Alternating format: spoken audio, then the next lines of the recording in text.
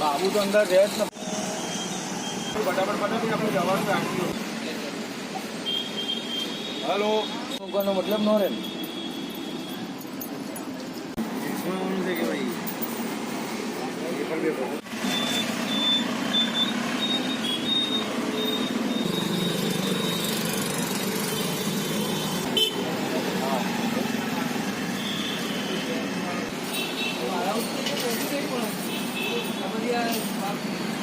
મારું નામ વત્સલ છે. અમારો ગલ્લો છેલ્લા 38 વર્ષથી ચાલી રહ્યો છે, જેનું નામ સેમોસ પાન પાર્લર છે. હવે અમે અત્યારે ટેકનોલોજી વાઇઝ જોવા જઈએ તો અમે અમારા ગ્રાહક નવું શું આપી શકીએ એના માટે અમે આ નવું મશીન બનાવડાવેલ છે, જેમાં તમે ડિજિટલી મસાલા કાઢી શકો છો. હવે આ મસાલા કાઢવાનું મશીન છે જે તમે ડિજિટલી 24 કલાકમાં ગમે ત્યારે આવીને આમાં સ્કેન કરીને ડિજિટલી સ્કેન કરીને તમે મસાલા કાઢી શકો છો. મસાલાની કિંમત આપણે અત્યારે હાલ પૂરતી 20 રૂપિયા રાખેલ છે અને એમાં આપણે બાબુ ચૂનો અને પીળું પાર્સલ મૂકીએ છીએ. હવે આમાં તમે જ્યારે સ્કેન કરશો ત્યારે અંદર અમે એક મોટર મૂકેલી છે, જે મોટરથી અંદર એક સ્પ્રિંગ છે, એ સ્પ્રિંગ પર છે.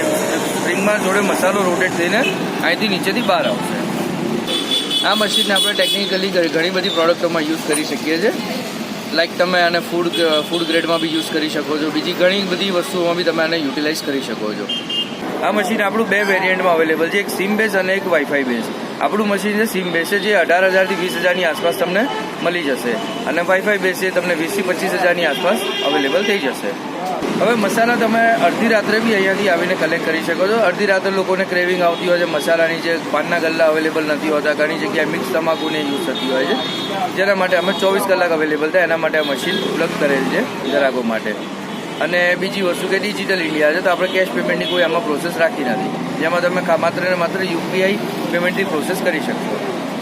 એકચ્યુઅલી આ મશીનની કેપેસિટી 60 મસાલાની છે. હાલ ફિલહાલ ઉપર ડિસ્પ્લે પર બતાવે છે કે 49ની કેપેસિટી. આ 49 મસાલા અત્યારે સ્ટોકમાં છે. એટલે તમારે તમે નવા જો તમારે 10 મસાલા જોઈએ છે, તમે એક સાથે 10 મસાલાનું પેમેન્ટ સ્કેન કરીને મસાલા કાઢી બી શકો છો. એકથી સાથે તમે 60 મસાલા કાઢો હોય તો બી તમે કાઢી શકો છો. સૌ પ્રથમ આપણે આ રીતે સ્કેન કરવાનું રહેશે. સ્કેન કર્યા બાદ આપણે અમાઉન્ટ નાખીને અમાઉન્ટ નાખવાની રહેશે. ત્યારબાદ અહીંયા આગળ પેમેન્ટ રિસીવ આવશે તમારા નામ સાથે.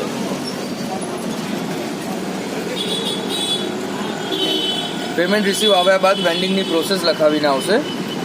વેન્ડિંગની પ્રોસેસ પત્યા બાદ મસાલો અહીંયાથી બહાર આવશે.